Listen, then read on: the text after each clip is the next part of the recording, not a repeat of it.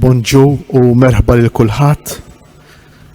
Nixtieq fuq kollox nirringrazzja l-eminenza tiegħu Kardinal Mario Grech li dalgħodu għoġbu jiġi f'nofsna u jaqsam magħna dak li bħalissa l-Knisja għaddejja minnu fil-qalba tagħha. Dan il-proċess sinodali hekk importanti u hekk neċessarju biex il-Knisja tkun tista' poġġi saqajja mal-art fid-dinja tal-lewm, fil-mixja tad-dinja tal-lewm, biex ħadd ma jibqa' barra imma kulħadd ikun parti minnha. Għalhekk nixtieq nirringrazzjak, Eminenza, li għoġbok tilqa' l-istedina tagħna dalgħodu u nixtieq li napprezza ħafna il-possibilità li qed tagħtina li tixxerja magħna, li taqsam magħna miċ-ċentru min-nofs propju mill-qalba ta' dak li qed jiġri din l-esperjenza hekk qawwija tal-Ispirtu ta' Alla, tal-Ispirtu Santu fil-Knisja. Nibdew billi nagħmlu talba żgħira flimkien kieġobkom inqumu bil-wieqfa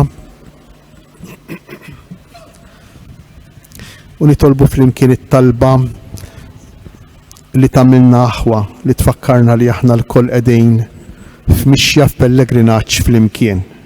Nitolbu flimkien missierna li inti fis-smawiet jitqaddes ismek, tiġi saltnatek, ikolli tritint kif fis-sema hekk da fl-art. Ħobsna ta' kuljum għatina llum, aħfrilna dnubitna bħalma naħfru lil min hu ħati għalina, iddaħħalniex fit-tiġrib, isteħlisna mid-deni amen.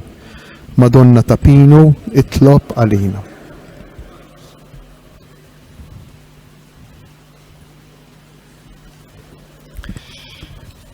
Mill-ġdid bonġu l-kulħadd u grazzi tal-preżenza tagħkom dalgħodu kemm saċerdoti, persuni konsagrati, reliġjużi, lajċi, poplu kollu ta' Alla.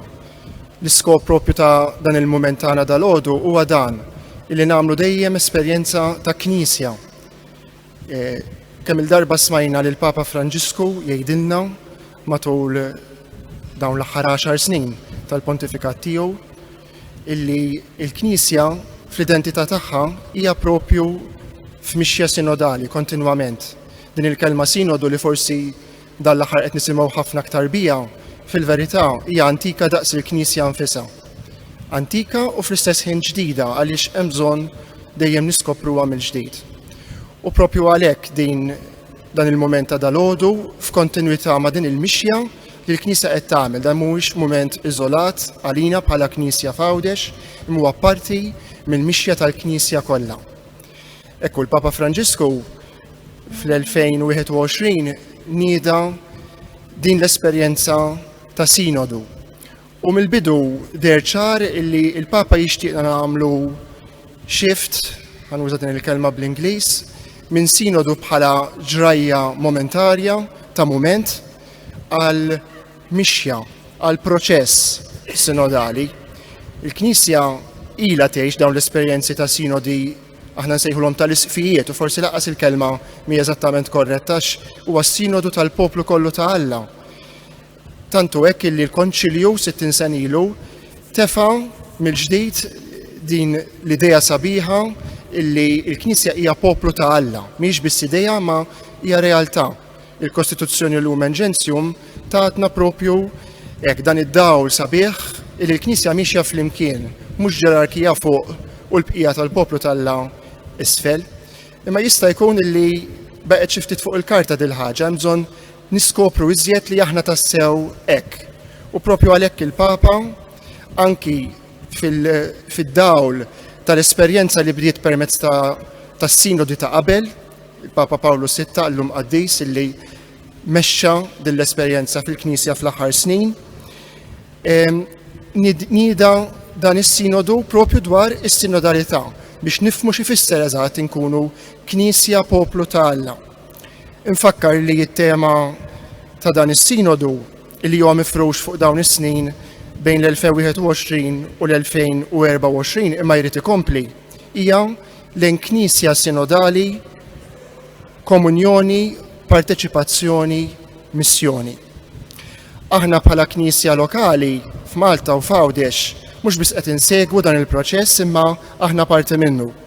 Tantu hekk li anki fid-djoċesi tagħna mill-ewwel ukoll tħallna bħala parti minn dal-proċess bil-pjan pastorali s-sena l-oħra fejn kien hemm fażi partikolari tal-eżami tal-kuxjenza li għamilna bħala komunitajiet ekleżjali flimkien u dan ikkontribwixxa wkoll għal fażi djoċesana u anki fuq livell ta' konferenza episkopali li mbagħad l-input li ġie propju mill-grassroots mingħand il-poplu Talla, mingħand in-nies bir-realtajiet tagħhom inġabar flimkien u saret riflessjoni fuqu, mhux biss aħna bħala knisja imma wkoll mill-isfijiet u għadda dan ukoll għal fażi oħra importanti, il-fażi kontinentali. Inkelli xorti li aktar kmieni din is-sena nkun parti minn grupp żgħir f'isem Malta Għawdex li attendejna fi Praga għal fażi għall-Assembleja Kontinentali.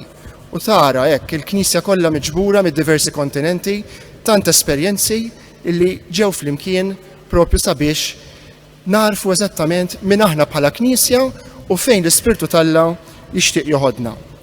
Issa mill-fażi kontinentali bid-dokument sabiħ illi ħareġ miġbur mill-kontinenti kollha flimkien mixjin bil-mod tal din fażi oħra importanti, il-fażi universali fejn f'Ottubru li ġej se jkollna l-ewwel minn żewġ assemblej ordinarji tas-Sinodu tal-Isfijiet. L-Isfijiet imma mhux biss il-bieraħ fil-fatt tħabbar f'konferenza illi ħajkunu l-parteċipanti ta' din l-assembleja li ħadd inżamm Ruma f'Ottubru u tista' tara kif tassew il-Knisja kollha hija rappreżentata. Dalgħodu il-Kardinal Mario Grech li huwa s-Segretarju Ġenerali tas-Sinodu, din is-segretarja li qiegħda tikkordina din il-ħidma kollha flimkien ma' tant u tant nies mid-dinja kollha. Sejjer ikellimna dwar kif il-poplu Talla, jiġifieri kull wieħed u waħda minna flimkien, aħna maħniex biss l-oġġett imma is-suġġett ta' din il-mixja sinodali. F'dawn l-aħħar xhur rajna wkoll li kien hemm ħafna interpretazzjonijiet, forsi anke kien hemm xi diżorjentament dwar xi fisser eżatt illi aħna Knisja f'mixja sinodali. U fid-dawl ta' dak li qalilna l-Konċilju, il-Kardinal dalgħodu sejjer ifakkarna x'inhi l-essenza tas-Sinodu u kif il-poplu Talla huwa fil-qalba tagħha biex anke nifhmu aħna wkoll f'termini aktar prattiċi xi fisser inkunu parti minn din l-esperjenza u fejn ħadd toħodna il-qudiem minn hawnhekk. Għalhekk l-ewwel ħanisimgħu l-intervent tal-eminenza tiegħu, imbagħad wara ikun hawn ukoll ċans l-opportunità min jixtieq jagħmel xi mistoqsijiet jew xi kummenti tiegħu xi żid ma' dak li nkunu smajna. Grazzi.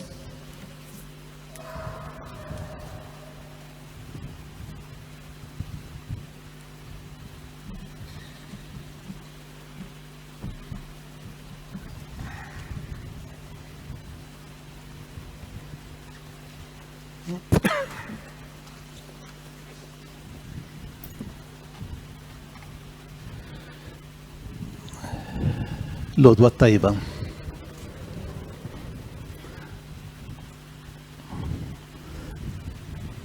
Matul dan is-sentejn iltqajt ma' diversi knejjes partikolari, però mhux bħal dejn. Din hija knisja partikolari speċjali għalija. Għax jiena wieħed minnkom. U allura grazzi Aziz ħija, isqof tagħna tal-li għamilt li dil-istedina, imma grazzi ikbar tal-li għamil din is-sejħa lill-poplu Talla f'dejn il-gżira maħbuba tagħna biex ikomplu jidħlu f'dan il-proċess sinodali illi kif qal Francesco Pio ġie inawgurat f'Ottubru tas-sena 21, ġifieri sentejn ilu.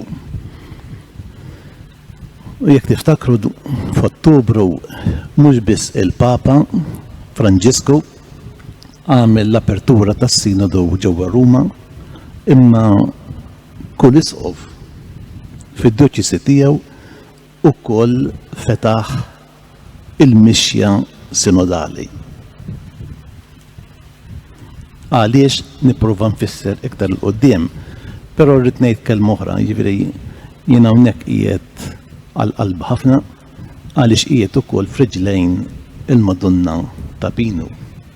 Jiena fl-uffiċċju fuq il-mejda għandi l-immaġini tagħha u tafu intom bħal kull esperjenza oħra fil-ħajja ikun hemm it-tluħ u l-inżowl.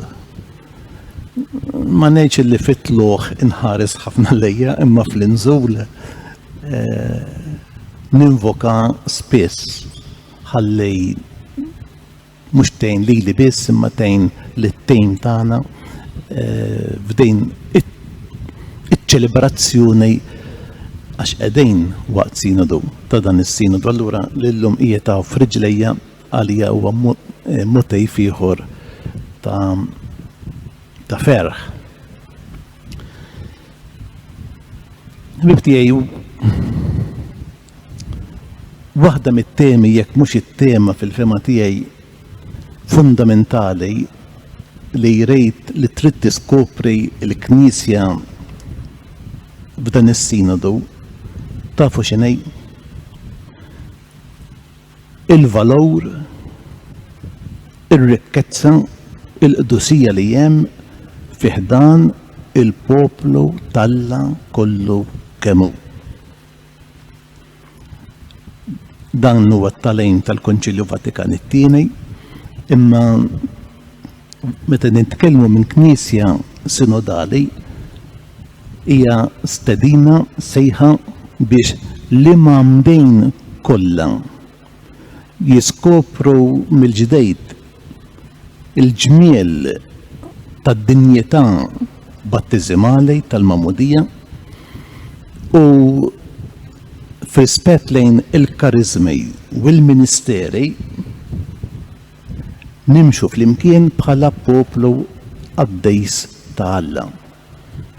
U mhux tant hemm il-kategorija li tmexxej u dik li titmexxa, imma nipparteċipaw flimkien f'dejn is-sejħa u f'dejn il-missjoni illi il-Mulej Ġesu ħalla lill-Knisja tiegħu.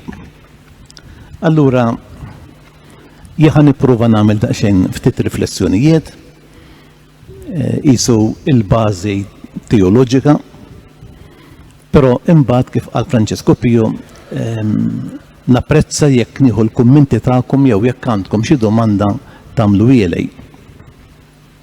Mena ninsabu fil-qalba tal-proċess sinodali li għalih il-Papa Franġisku sejjaħ lill-Knisja kollha.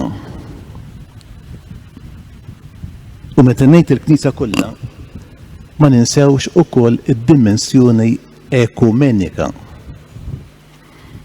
Hemm interess qawwi fl-aħwa insara li mhumiex fil-Knisja Kattolika. Ma ngħidilkomx kemm żjajjar kellna l-uffiċċju ta' rappreżentanti mid-diversi denominazzjonijiet insara li għandhom li jiġu biex jistaqsu u għalkemm is-sinodalità hija wkoll parti mill-ġrajja ekklesjali tagħhom, imma jixtiequ jkunu jafu x'inhi dik li insejħilha it-triq kattolika tas-sinodalità. Iva, il-Papa qed jistieden lill-Knisja kollha bilan li qiegħed il-bażi tal-Knisja sinodali li jkollha l-ħila ta' komunjoni, partiċipazzjoni u missjoni. Veru illi it-tema hi is-sinodalità. Ma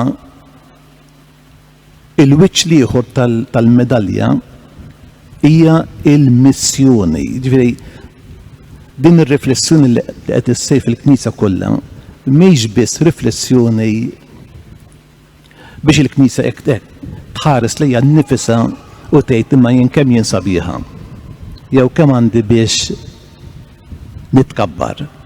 Le, imma hija riflessjoni in vista tal-missjoni biex il-Knisja tkun aħjar ħalli twettaq il-mandat li ta' il-Mulej Ġesu li xandar il-Vanġelu.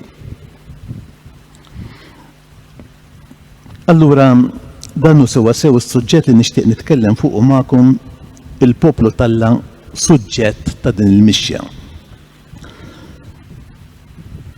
Fl-2021 ġifi sentejn ilu, is-segreterija tagħna ħarġet l-ewwel dokument bitħejjija għal dan il-proċess.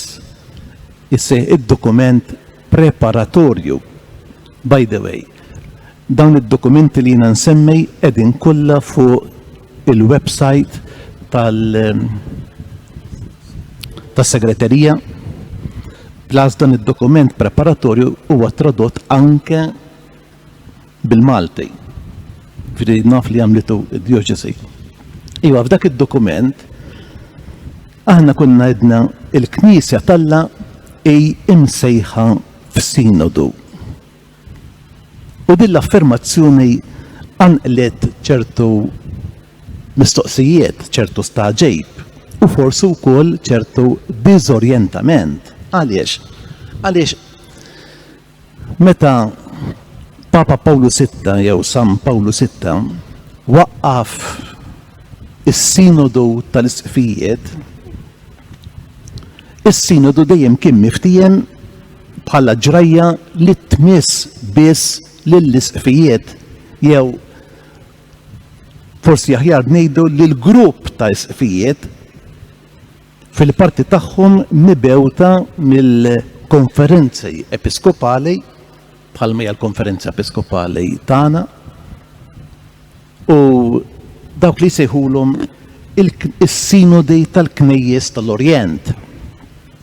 Issa fil-bidu tas-sinodu, fil-bidla tas-sinodu minn ġrajja għal proċess li wettaq il-Papa Franġisku dokument fl-2018, is-suġġett tas-sinodu twassa.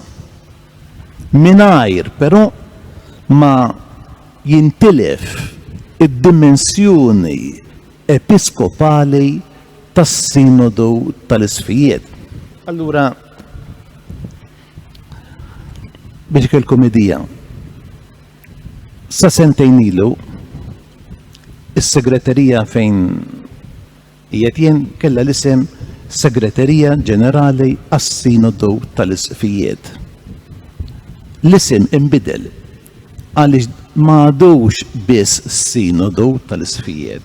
Allura s-Segreterija għas-Sinodu bidla li għamel il-Papa bil-riforma tal-Kurja Rumana. U ma kienx faċli li anke il-Kurja ta' Ruma tadatta ruħa għal dal-isem għax beqqgħu jsejħulna u għadhom sallum segreterija għas-Sinodu tal-Isqfijiet. Il-bieraħ ippubblikajna il-lista tat-tejm li ħajjilab fil-Sinodu, insomma, il-parteċipanti tas-Sinodu. U dik il-lista toħroġ nippreparaw aħna imma toħroġ mill-Segreterija tal-Istat. Qabel ma f'xi 10 ta' filgħodu ħarġet fil-11 nofs. ċempillej uffiċjal minn mis-segreterija għalli naħseb għandkom żball. Qedlu fejn hu l-iżball? Żball li hemm, għalli għax intom ktibtu membri jew kella partiċipanti fl-Assembleja Ġenerali tas-Sinodu tal-Isqfijiet. Għalli dik il-kelma l-isqfijiet miż-żejda issa? Le, miż-żejda. Għaliex għalkemm il-Knisja kollha kemm hi tinsab fis-Sinodu, hemm tappa importantissima li huwa is-Sinodu ta' l-Isqfijiet. Għaliex ultimately il-mulej poġġa lill-isfijiet u forsi ħjar lill-isfijiet li huma responsabbli mill-poplu tal-Alla. Ġifieri l-isfijiet dioċesani biex niftijem. Illi huma jridu jkunu il-gwida tagħna li jenuna bi jaċċertawna jekk id-discerniment li qed isej b'mod kollettiv huwiex korrett jew le. Għalhekk fil-biduet fir-rispett lejn il-ministeri, kulħadd jieħu sehem, imma fir-rispett lejn il-ministeri. M'hemmx sinodu jekk m'hemmx l-isqof. U allura qed ngħidilkom jiġi ma ċempillix wieħed mill-kunsill parrokjali ma nafx ta' fejn, imma mis-segretarju tal-Istat u kelli nfissirlu iva il-tappa li ġejja, ġifieri minn Ottubru li ġej, hija assembleja sinodali tal-isfijiet minkejja illi kif għadni kifet dan il-proċess jinvolvi il-Knisja kollha kemm hi.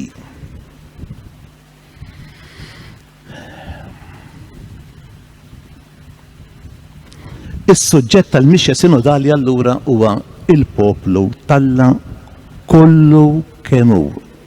Il-Papa jħobb jinsisti ħafna ħadd esclus, kulħadd involut.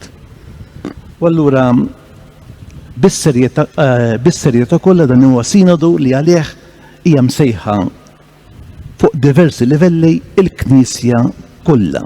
Bilan li ninvolvu kemm jista' jkun lill-imamdejn kollha biex hekk nisemgħu il-leħen tagħhom u narfu fih il-leħen tal-Ispirtu Santu. Għaliex jekk tgħidlej imma x'inhu l-għan ta' dan l-apparat qisu. Biex naraw x'inhi r-rieda tal-Alla. Sempliċi ħafna.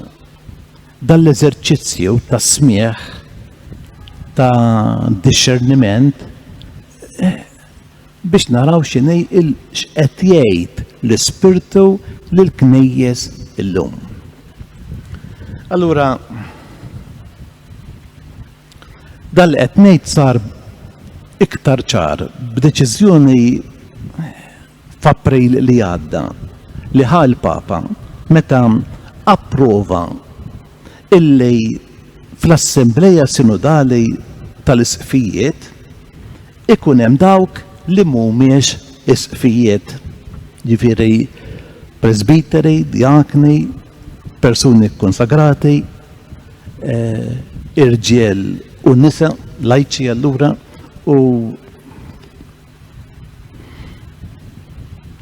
urġiel u nisa lajċi ġifieri.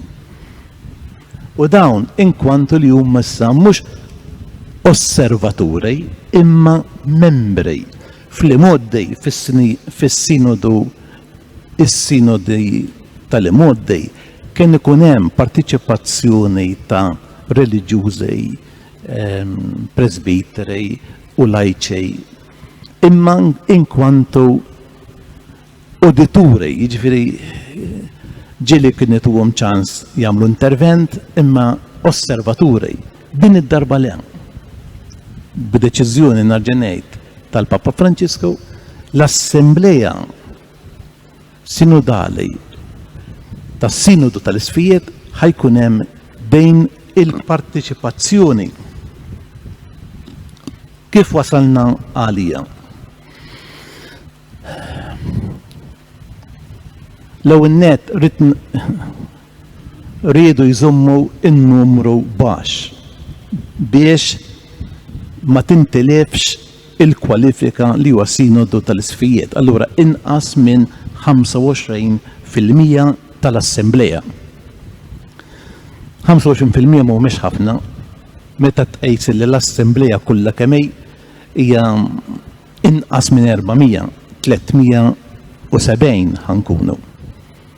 Allora pratikament huma 70 kif ħastażil 70 mid-dinja kollha. Tlabna lil jgħidulhom konferenzi episkopali internazzjonali L-ewwel Francisco Pio semma l-esperjenza ta' Praga għaliex fl-Ewropa il-konferenzi episkopali jiltaqgħu flimkien f'dik li tissejjaħ il-CCEE. Imma f'kull kontinent, pereżempju l-Amerika Latina hemm il-ċelam, l-Afrika hemm sekam, l-Asja hemm oħra, l-Oċeanija hemm oħra. U kien hemm 7 minn dawn, għax 7? Għax imbagħad kien hemm il-knejjes tal-Orjent, għax dawk għandhom reġistru għalihom, għandhom patrimonju għalihom. U l-Amerika tan-Nord, l-Amerika hija dik waħda, ma tistax poġġihom mas-Sawt mal-Amerika Latina. Allura hemm l-Amerika Stati Uniti u Kanada, u b'kollox dan jiffurmaw 7 realtajiet. Dawn is-7 intalbu jibatu lista ta' 20 narġa' ngħid presbiteri, reliġjużi, irġiel u nisa, anzi tnilhom mhux inqas minn 50% jridu jkunu nisa. Dejjem għax il-Papa jixtieq ukoll joħloq iktar spazju għal-mara. Ednilhom il-Papa rrid ukoll li jkun hemm preżenza ta' żgħażagħ, pereżempju, f'din il-lista. Batu 20 kull wieħed u persuni li għandhom ġa esperjenza f'din il-mixja sinodali li telqet minn Ottubru 21. Anke il-konferenza episkopali tal-Ewropa batu 20. Jiena provajt infittex hemm xi ħadd minn Malta, imma ma kienx hemm, jiġifieri. Għax immaġinaw mill-Ewropa iridu jażlu 20. Jiena konvint li l-isfijiet tagħna batu l-ismijiet, imma daqshekk stajt nagħmel jiena. Iva, imbagħad batu 20, dawk l-20 għaddew għand il-Papa u l-Papa irratifika 10 minn kull biex nifhmu assembleja kontinentali. U allura hemm 70 minn dawn il-persuni li mhumiex isqfijiet. U dawn ħajkunu membri, ġifieri issa biex niftehmu l-membri ħafna jgħidu li ma dawn ħajvvotaw, iva ħajvvotaw. Imma li l-importanza mhux il-vot, l-importanza li jipparteċipaw b'mod attiv fil-proċess kollu, għaliex hemm id-decision taking u hemm id-decision making.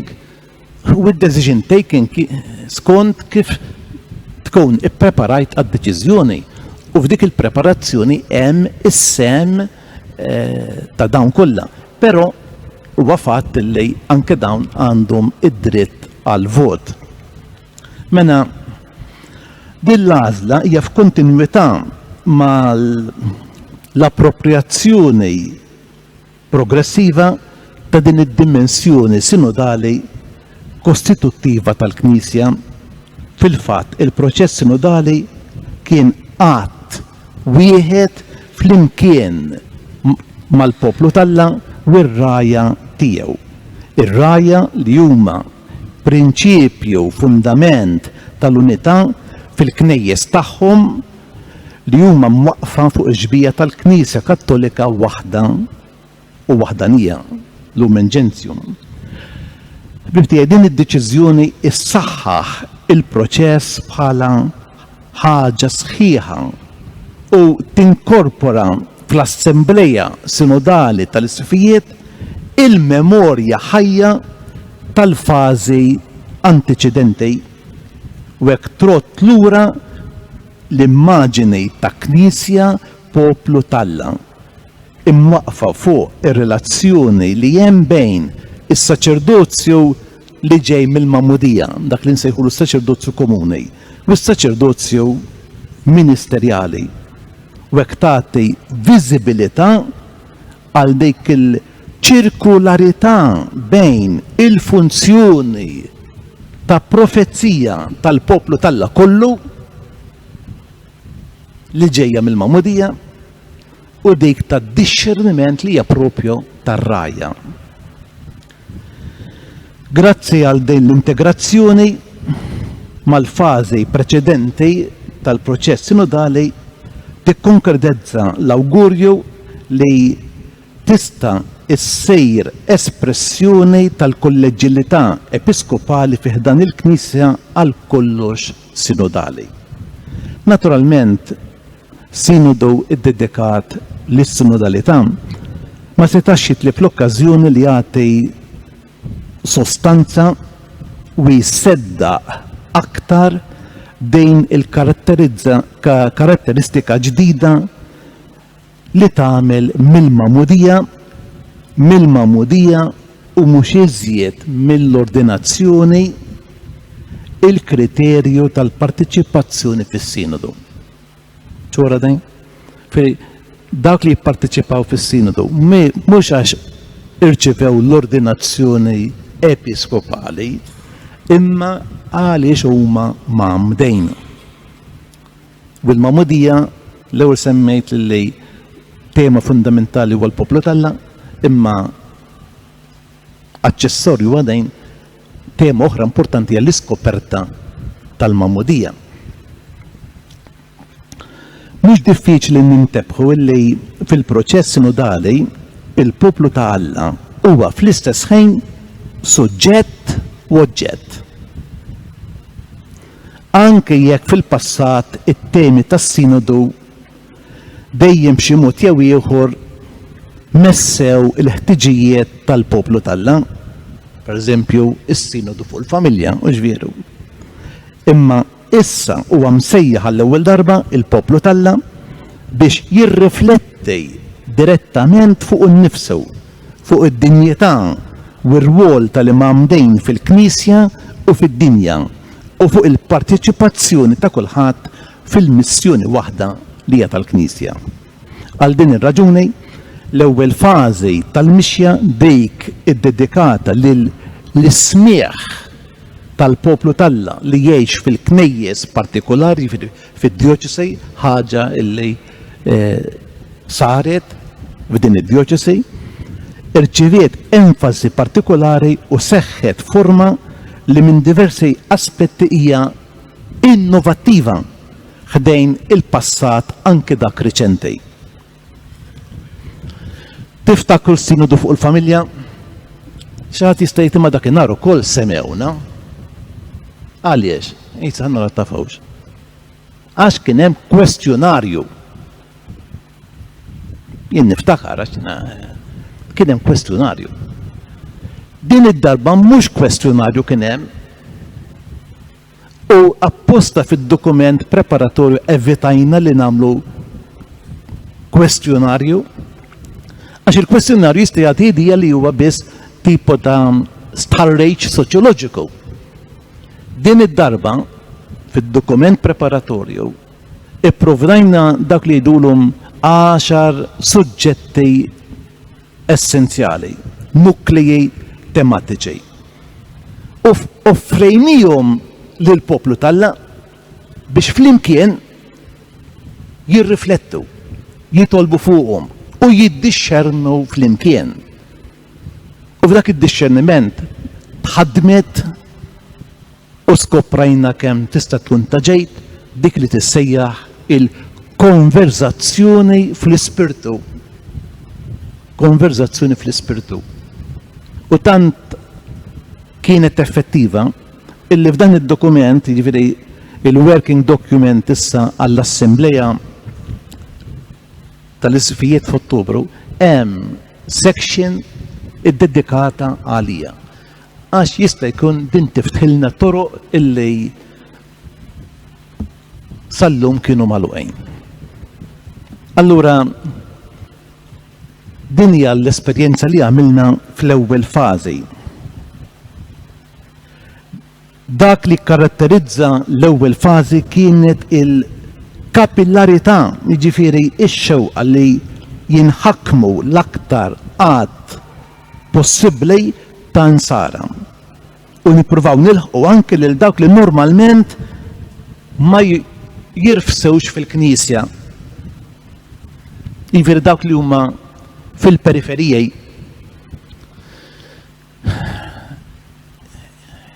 diversi konferenzi episkopali meta bagħtu r-reports lura lilna ammettew qalu maħniex kapaċi nisemgħu lill-periferija. U dak huwa deficit serju ħafna. Jiena li ammettew li mhumiex kapaċi, diġà huwa pass il qudiem. Il-Papa jħobb jgħid ma nisemgħux biss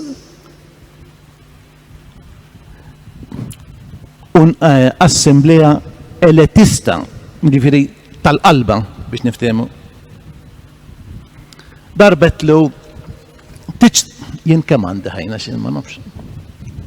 Darbetlu kien għadna qedlu sentitlu tgħid nagħmlux assembleja tal-isfijiet hija episkopali, imma assembleja ekklezjali, jiġifieri li jkun hemm il-poplu tal-għajtlu. Tgħid wasal xi żmien li nagħmlu assembleja ekklezjali Ruma. U li dija ħatta meta konna Bangkok u kien hemm l-assembleja bħalma kienet ta' Praga għall-Asja u vuċi korali tal-Asja qalu aħna rridu niltaqgħu Ruma. U fija sinifikat. Mhux niltaqgħu biss Bangkok, l-Etjopja, la. Ejja, insomma, wetlu hija. L-ewwel qalliwa. Bat wara ftejt wara xi 15 għall-isma' għalli ħarġajt ħsibta. Għalli ma nagħmlu biex għalissa. Għalla xemm ir-riskju illi b'rispett, eċċellenza, li l-isfijiet iġibu għaw lil tal-qalba. U tkun assembleja elitista u ma tkunx assembleja ekklezjali vera u propja. U naħseb illi ma kien żbaljat. Iva, jiġifieri għalhekk qed tiġbor lil kulħadd, speċjalment il dawk tal-perif biex aħna għalfejn qed ngħidu dan. Biex aħna nisemgħu lil kulħadd, anke lil dawk li huma fit-trufijiet. Jien semmejtilkom li kien hemm 7 laqat kontinentali. Forsi aħjar ngħid li kienu 8. Għaliex? Għax barra li kien hemm narġa' ngħid l-Asja, l-Afrika, l-Ewropa, l-Oċeanja. Organizzajna dik li jsejjaħ il-kontinent diġitali. Id-dikasteru li jħosseb il-komunikazzjoni soċjali. Organizza mod illi laqqa diversi influencers flimkien illum li għandhom eluf ta' segwaċi u semew eluf kbar ta' persuni li probabbli ma jiġux il-Knisja imma għandhom xi ħaġa x'jgħidu.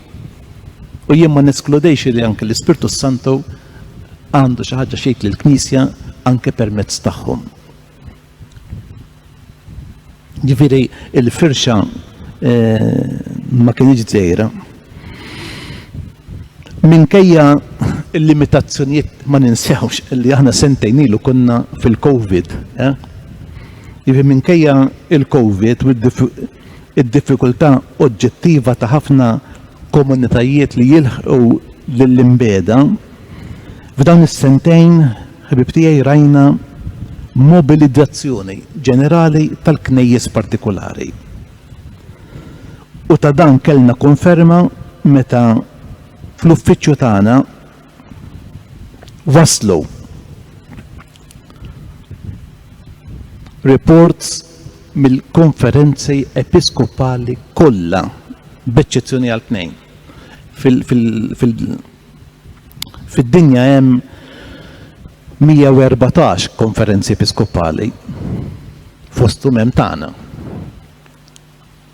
112 batu il-riżultat tal-ewwel tappa.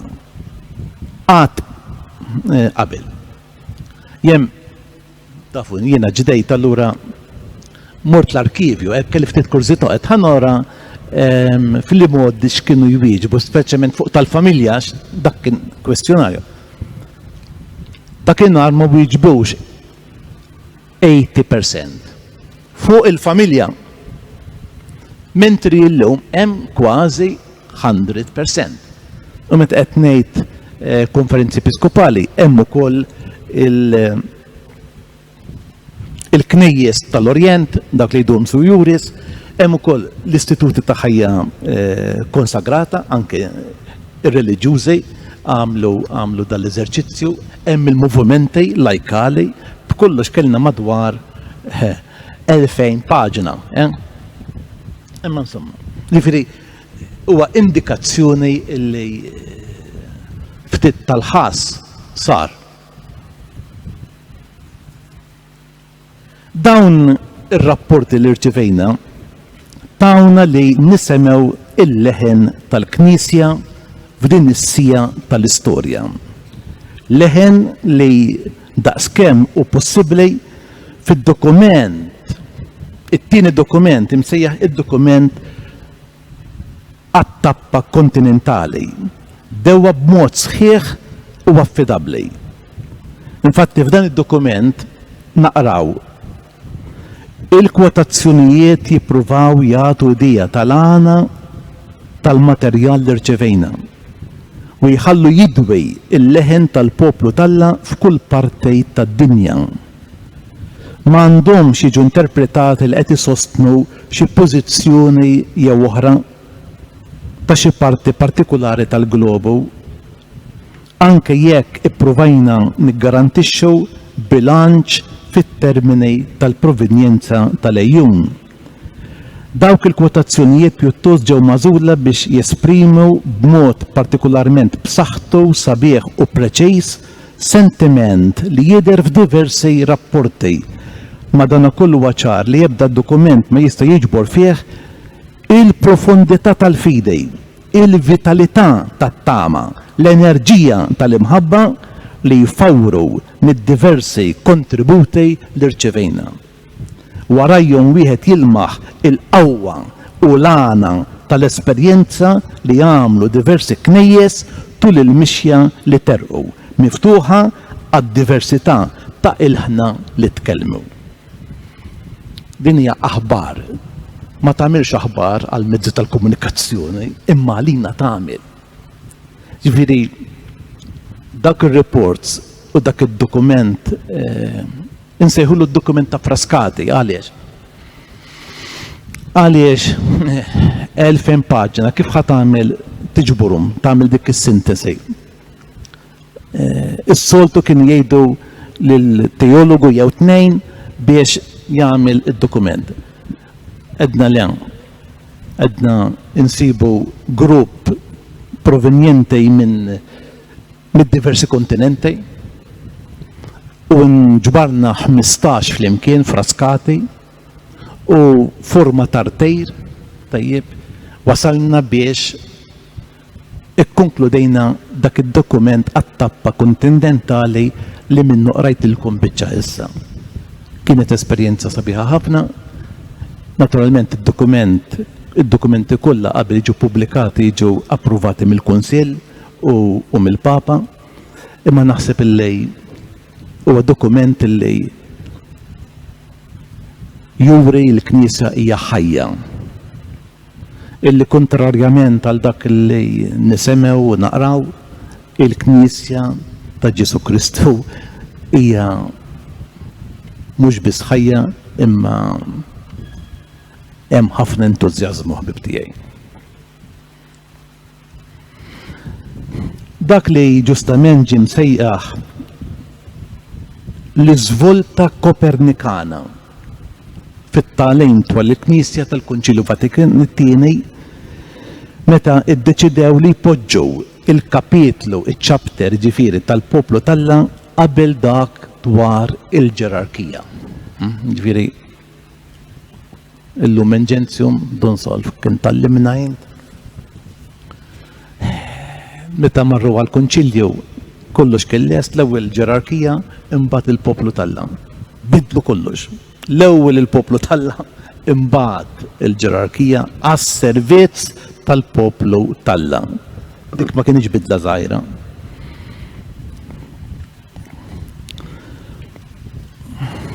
M'għandniex inħarsu lejn il-Knisja billi nibdew mill-ministeri tagħha, imma nħarsu lejha billi nibdew mill-membri tagħha. L-appartenenza komuni għal dan il-poplu allura id-dinjità indaqs tal-imamdejn kollha, kardinali, sfijiet, dinjità indaqs għax mamdejn. Issejr il-punt ta' tluq tar-riflessjoni dwar il-Knisja, ħbib tiegħi, fejn id-differenzi imsejsa fuq lat ta' ministeri u karizmi mhux jinqerdu imma maħsuba mill-ġdejt bħala servizz lill-aħwa. Kif insibu fil-Lumen Gentium, dan il-poplu messjaniku li r-ras tiegħu huwa Ġesu Kristu msalla purxoxt għandu bħala kundizzjoni tiegħu id-dinjità u l-libertà ta' Wlied Alla li fi qlubhom l-Ispirtu Santu jgħix bħal f'tempju. Minn dan joħroġ il-Kunċilju li għalkemm uħud prieda ta' Kristu huma maħtura biex jgħallmu jew biex jamministraw jew biex ikunu rajja tal-oħrajn, b'danna kollu hemm ugwaljanza fost kulħadd dwar id-dinjità u l-ħidma komuni tal-fidili biex jibnu il-ġisem ta' Kristu. Jekk iż-żmien ta' wara l-Kunċilju għal-biddu kien qisu karatterizzat minn xewqal ta' approfondament ta' dan it-tagħlim,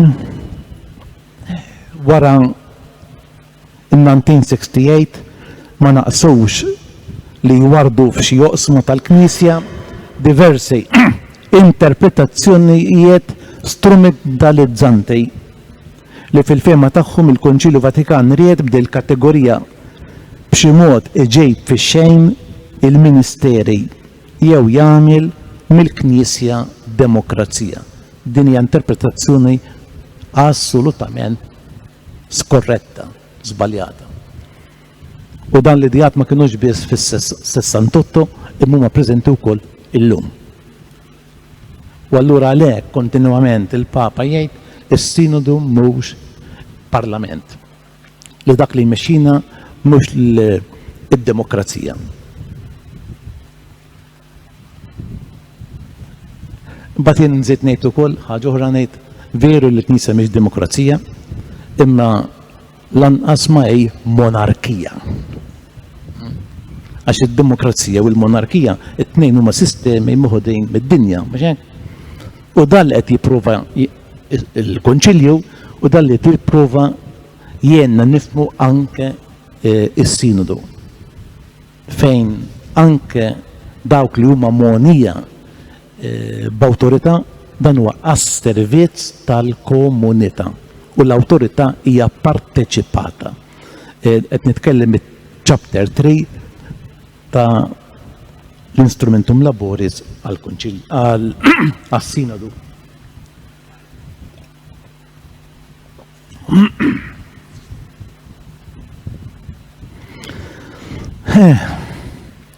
Ġie Papa Franġisku fuq it-tron ta' Pietru u bdiet fażi ġdida fil-mod kif nifhmu il-Kunċilju Vatikan it-Tieni, b'mod partikolari dwar il-Knisja. Minnu fih l-Isqof ta' Ruma esprima l-preferenza tiegħu għal dik li jsejjaħ it-teoloġija tal-poplu ta' Alla. It-teoloġija tal-poplu ta' Alla. Kif insibuha fil-Lumen Gentium u fejn hemm jitkellem dwar il-kelma teknika hi is-sensus fidei. Ix-xamma tal-fidei, tal-ispirtu. Il-Papa jgħid mhux il-Kunċilju l-insara kollha għandhom din ix-xamma, ħbib tiegħi. U allura ma nistgħux ma nagħtux każ tagħha. Biex inkunu preċiżi, ġa fis-sajf ta' 10 snin ilu, f'intervista li kien tal-ċiviltà Kattolika kien għalek. Iġbija li toġobni tal-Knisja ejdik tal-poplu għaddejs fidejl ta' Alla Din hi d-definizzjoni li jiena nuża spiss wara kollox hija dik tal-lumen gentium. Dan qed jgħid fil-bidu, F'dan l-espressjonijiet minnu taw il-formula poplu għaddejs fidejl ta' Alla li l-Papa mbagħad juża ħafna hekk li saret isa it-tema tad-diskorsi tiegħu. Fl-eżortazzjoni Evangelii Gaudium li huwa magħruf bħala l-manifest programmatiku tal-pontifikat, il-Papa jerġa' jiżviluppa b'aċċenti oriġinali din it-teoloġija tal-poplu tal-Alla. Wara li jitkellem fit-tul fuq il-primat tal-evangelizzazzjoni, il-missjoni li għandu jwassal lill-Knisja biex fir-reġjuni kollha tad-dinja inwaqfu preżenza ta' stat permanenti ta' missjoni. U dan naħseb japplika anke għall-Ewropa u anke għalina. Il-Papa jagħmilha ċara li s-suġġett tal-evangelizzazzjoni huwa wies aktar minn istituzzjoni organika ġerarkika. Billa qabel xejn huwa poplu miexej lejn Alla.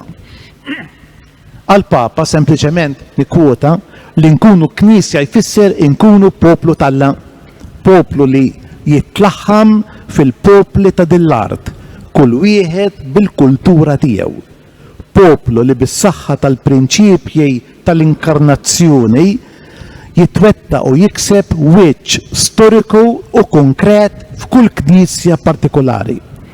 It-teoloġija tal-poplu tal-Alla teħtieġ tintiseġ ma' aspett ieħor fundamentali tal-Konċilju, it-teoloġija tal-knejjes partikolari.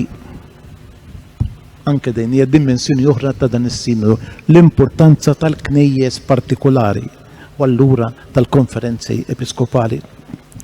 Jikwotaw il-Konċilju l-Papa meta jgħid id-djoċesi hija parti mill-poplu tal-Alla u mhux fewdu din tiegħi imma li fija tinstab preżenti u attiva l-Knisja ta' Kristu waħda qaddisa kattolika apostolika. Tantu hekk illi l-isqof mhux jirrappreżenta lil Papa imma jirrappreżenta lil Kristu fid-djoċesi tiegħu. Kif diġà osservajt fil-kapitlu tal-Konċilju fuq il-poplu tal-Alla, il-Papa ifakkar b'mod partikolari dik id-dottrina tas-sensus fidei. Is-sens soprannaturali tal-fidei jintrabat mad-dimensjoni profetika tas-saċerdozju battiżimali li jagħti lit-totalità tal-imam dejn intuizzjoni speċjali tal-verità rivelata li bija l-insara kollha jikkonkorru biex jinżlu iktar fil-punt l-arfien tal-misteru ta' Kristu. Jgħidlek il-Papa ra. Fl-imam din kollha mill-ewwel sal-aħħar hemm taħdem il-qawwa tal-Ispirtu Qaddejs li tħeġġeġ lil dak li jkun biex jevanġelizza. Il-poplu tal-huwa Qaddejs minħabba din id-dilka li tagħmlu infallibbli incredendo. Dan ifisser li meta jemmen ma jiżbaljax, anke jekk ma jsejbx il-kliem biex jesprimi il-fidi tiegħu. L-Ispirtu jmexxih lejn il-verità u jwasslu għas-salvazzjoni. Min hawn joħroġ li l-poplu tal-Alla kull imam mitu mamda bil-qawwa tad-dilka tal-Ispirtu Santu huwa suġġett għat-tejf fil-Knisja. Fl-evangelizzazzjoni u jgħid il-Papa ma jkunx floku naħsbu li fi skema ta' evangelizzazzjoni imwettqa biss minn atturi kwalifikati fejn il-bqija tal-poplu tal-Alla ikun biss dak li jirċievi l-azzjoni tagħhom. Dan huma sentenzi qawwija ħafna ta'. Fit-teoloġija tal-poplu tal-Alla il-poplu kollu huwa suġġett, kulħadd fil-poplu huwa suġġett, kulħadd. Għax aħna għandna ħabta neskludu anke bi kriterji moralisti.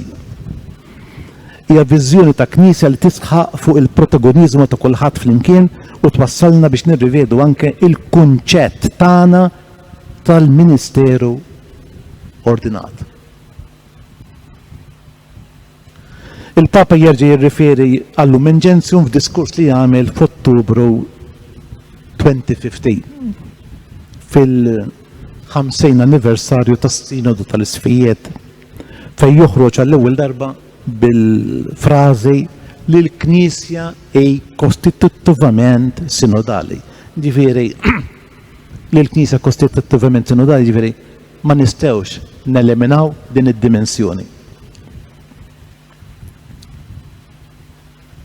Hemm min jgħid imma in-noti tal-Knisja huma erba' dak li hemm fil-Kriedu, u allura din minn fejn ġiebha l-Papa li hija kostituttivament sinodali. Għax hija parti minn natura tagħha. La tajjela il-Papa u laqqas tajjela l-Konċilju, imma hija in-natura tagħha bħala Knisja, ħbib tiegħi. Iva.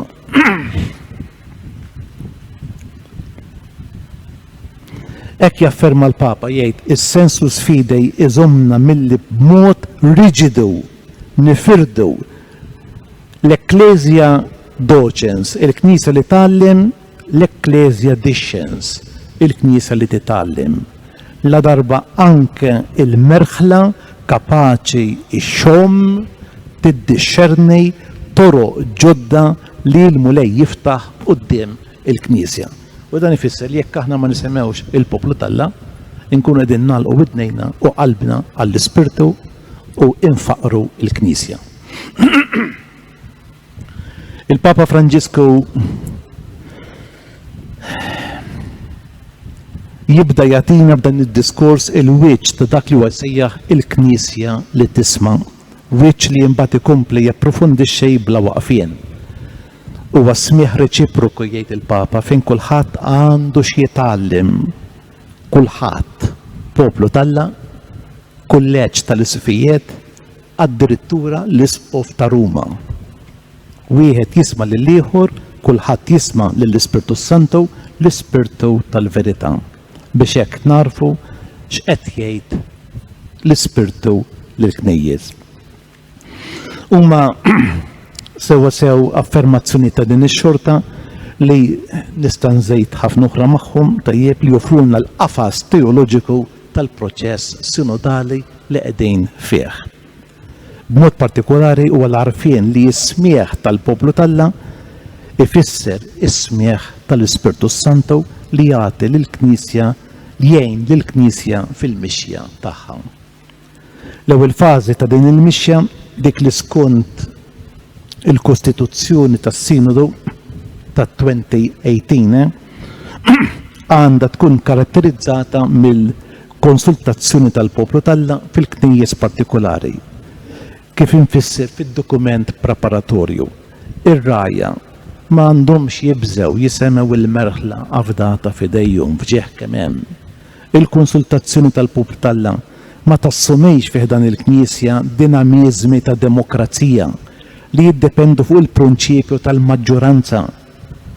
Għaliex fil-bażi tal-parteċipazzjoni għal kull proċess sinodali hemm il-passjoni kondiviża għal missjoni komuni tal-evanġelizzazzjoni u mhux id-difiża ta' interessi f'konflitt.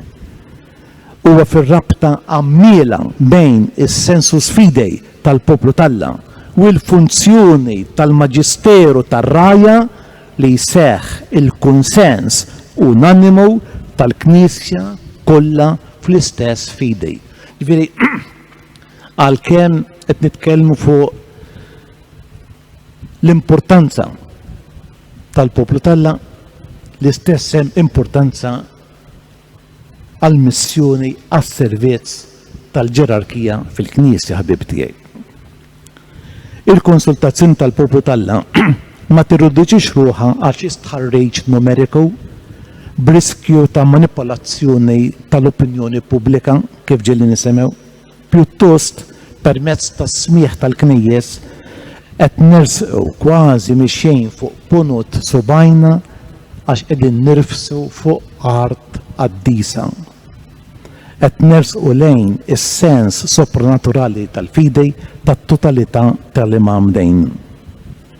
F'dan is-sens l-għarfien tad-dokument għat-tappa kontinentali diġà jsemmi jista' jirriżulta ta' bilħaq għammiel. Ma nkunux nesaġġeraw meta ngħidu li dak id-dokument joffri lettura spiritwali u wieħed għandu jersaq leh bi-spirtu ta' talb. Fih narfu li nimxu fl-imkien bħala poplu Talla tul il-modijiet tal-istorja huwa sabiħ u wiebes fl-istess waqt u jitlob asċeżi kontinwa. Il-poplu Talla ġarrab il-ferħ li jimxi fl-imkien bix-xewqa li jkompli jagħmel hekk. Il-mod kif jagħmel dan bħala komunità kattolika tas-sew globali huwa xi ħaġa li għadna rridu niskopru għal kollox. Aħna knisja li qed titgħallem. Aħna knisja li qed titgħallem. U biex nagħmlu dan għandna bżonn id-disċerniment kontinwu kollettiv fl-imkien. Anke issa li ġie publikat l-Instrumentum Laboris għall-Assembleja Ġenerali tas-Sinodu tal-Isfijiet li se jkun prinċipalment l-isfijiet imma kif diġajet anke l-isfijiet jirrappreżentaw il-poplu Talla u nispiċċa b'dal punt. Ir-raja tas-Sinodu mhux lilhom infushom ħajjieħdu imma ser iwasslu fis-Sinodu il-leħen tal-knejjes tagħhom li huma bl-ordinazzjoni tagħhom huma rappreżentanti leġittimi. L-isqof huwa r-rappreżentant leġittimu tal-poplu Talla hawnhekk. F'kull isqof isseħħ rappreżentazzju doppja.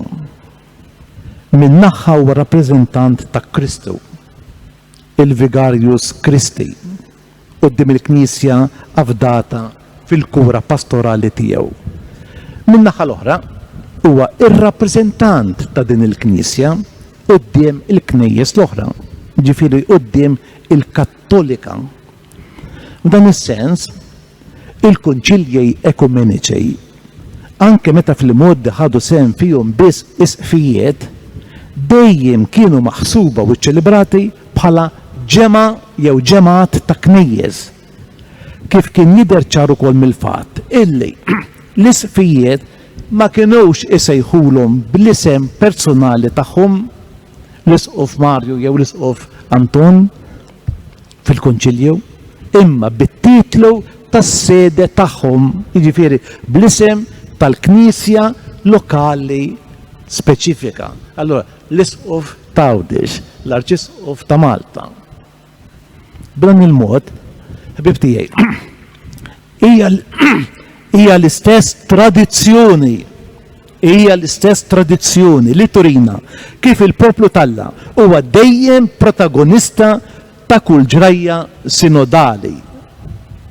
Jien konvint li propju dan ir-riferiment fundamentali għat-tradizzjoni jista' jenna nelbu reżistenzi għal proċess li għaddej. Dak li hu kontrarju għat-tradizzjoni fl-aktar sens profund ta' dan it-terminu mhuwiex il-protagonizmu tal-poplu Talla, imma jekk il-poplu Talla jiġi imwarrab. Ikkawżat mill-applikazzjoni fil-Knisja ta' modi ta' tmexxija li għandhom bħala modell ir-reġimi politiċi ta' epoka moderna. Waqt li għadna f'nofs din il-mixja, it-tama tagħna allura li permezz ta' proċess sinodali li għaddej inkunu nistgħu nippromovu bla għaġla imma bla ma nintelqu il-maturazzjoni tal-kuxjenza ekklesjali ġdida li fija skont il-modell li l-istess tradizzjoni tad-dilna il-poplu Talla jiġi magħruf bħala soġġett u mhux bħala oġġett u l-istess jgħod għal kull wieħed u waħda minna mill-membri tiegħu. Nispiċċa din in-nota. Il-finalità tas-sinodu mhijiex waħda amministrattiva jew ġuridika biex joħloq il-liġijiet. Imma fis-sinodu tal-Knisja, fis-sinodu il-Knisja trid tħabbrek biex tara aħjar il-verità, ir-rieda tal-mulej. Din il-verità tinsab qabel xejn fil-persuna ta' Ġesu Kristu. ċentrali. Il-kelma rivelata. Il-Maġisteru tal-Knisja. Imma ukoll fiħdan il-poplu għaddejs ta' Alla. Jekk nagħtu widen għal poplu kollu ta' Alla, inkunu ta' bilħaq nagħtu widen għal dak li l-Ispirtu qed jgħid lill-Knisja. Tiddependi minn dejn ir-riskoperta l-għażla li nikkonsultaw, niddialogaw mal-poplu tal-Alla. Kieku ma kellniex iċ-ċertezza li l-Ispirtu jkellem lill-Knisja u dan jagħmlu bil-qawwa tad-dilka mhux biss tal-ordinazzjoni presbiterali episkopali, tad-dilka mogħtija fil-magħmudija, il-konsultazzjoni kienet tkun biss stħarriġ soċjoloġiku. Mill-Ispirtu tiddependi dak il-konċilju sejħilha konspirazzju. Ġifieri, il-fema waħda fil-fidej tal-poplu kollu ta' Alla li ridna nuru permezz tad-dokument preparatorju. Mill-Ispirtu jiddependi il-kunsens, l-armonija li tridna mhux biss nemnu flimkien imma anke nimxu flimkien. Grazzi.